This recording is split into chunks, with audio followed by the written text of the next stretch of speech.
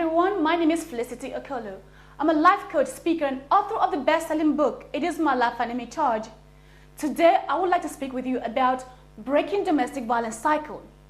You see, domestic violence perpetuates into a common pattern, also called domestic violence cycle or abuse cycle. So what happens in this cycle? First is the abuse.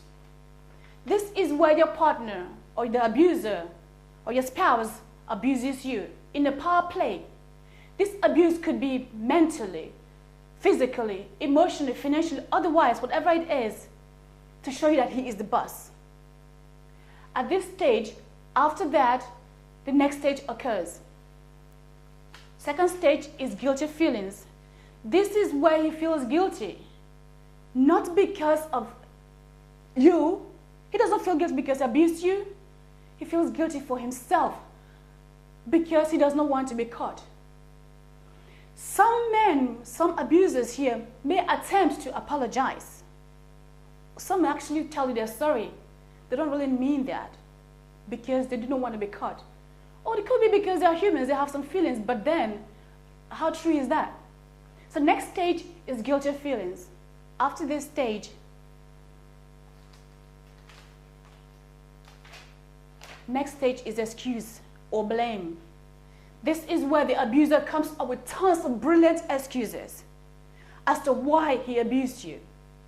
Because of the second stage, guilty feelings. He may tell you it's because he was stressed, if he's from his work, or because he doesn't have a job, or because he just has some problems going on somewhere in his life. Whatever excuse he comes up with. Or he might blame you because you did something. Supposedly did something wrong, that's why he abused you. Or he might give you these excuses and blame you at the same time. So either way, he's giving you excuses and he's blaming. This is where a lot of women get stuck really. Because while he's giving excuses or blaming, you begin to think that, you begin to excuse him. Or you begin to blame yourself.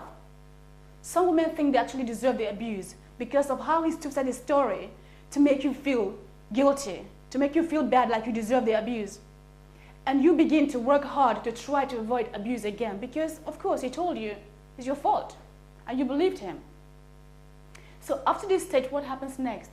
He then moves on to this stage, normal in quote or nice behavior. This stage is also called honeymoon period. This is where the abuser or your spouse who abuses you is not really nice to you. He helps out around the house, he buys a present, takes you out, does whatever he can do just to keep you so that he has something or someone to control. He does not want to lose you. He doesn't want to lose you because he feels he needs someone or something to control. So he's nice here. This period does not last though. While most women stay in relationship because of this period, women wait for this time to come and pray that he's changed now, that he's nice to me, that he's nice to you. You stay here and wait and hope he's changed. But while you are in this stage, enjoying this good period, this nice time he's showing you, he now begins to move on to the next stage, which is abuse planning. This is where he begins to fantasize about and planning how to abuse you again. He has to find a way of getting out of this period because he cannot stay in this period for so long. Besides, I think that he is thinking that you don't deserve to be treated nicely anyway. So why should he be nice to you for so long? He begins to plan how to abuse you and fantasize.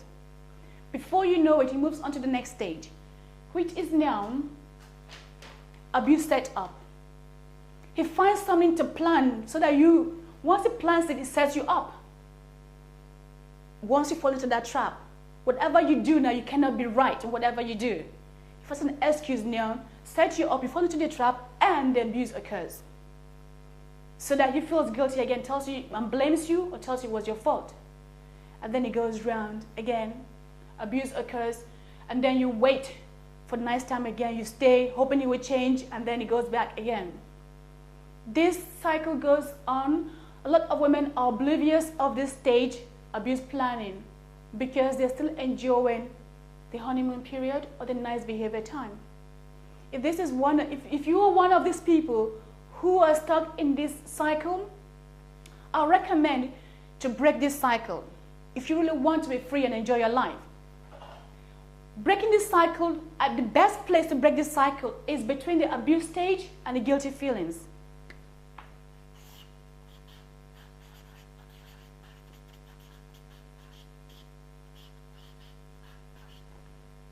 You break the abuse this stage, or you break the abuse between guilty feelings and excuses.